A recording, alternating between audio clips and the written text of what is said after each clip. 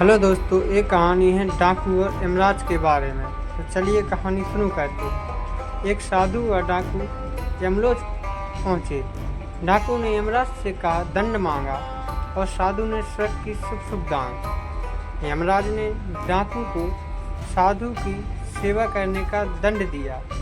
साधु तैयार नहीं हुआ। यम ने साधु से कहा, तुम्हारा तप अभी अधूरा है। मृत्यु के बाद एक साधु और एक डाकू साथ साथ यमराज के दरबार में पहुंचे। यमराज ने अपने बही खातों में देखा और दोनों से कहा, यदि तुम दोनों अपने बारे में कुछ कहना चाहते हो तो कहो।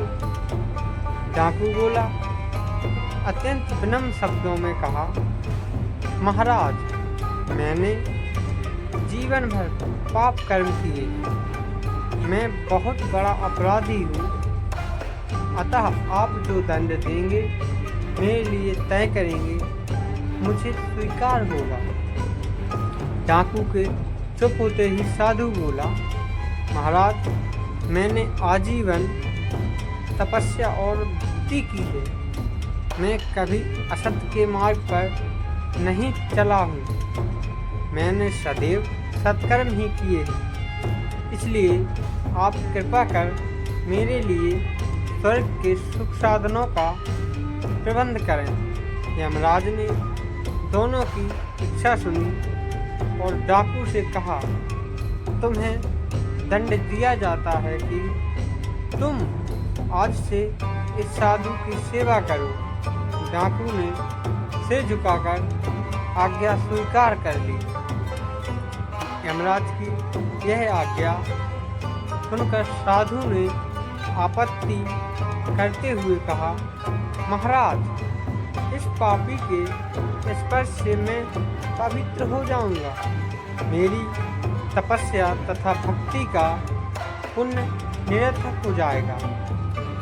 यह सुनकर यमराज बोला, देखिए, निरपराध और भोले व्यक्तियों को लूटने, हत्या करने वाला तो इतना विनम्र हो गया कि तुम्हारी सेवा करने को तैयार है। और एक तुम हो कि वर्षों की तपस्या के बाद भी अहंकार ग्रस्त ही रहे और यह ना जान सके कि सब में एक ही आत्म तत्व समाया हुआ है। तुम्हारी तपस्या अधूरी है। अतः आज से तुम इस डाकू की सेवा करो। ये यमराज ने साधु को दंड दिया। तो यही हमारी आज की कहानी समाप्त होती है।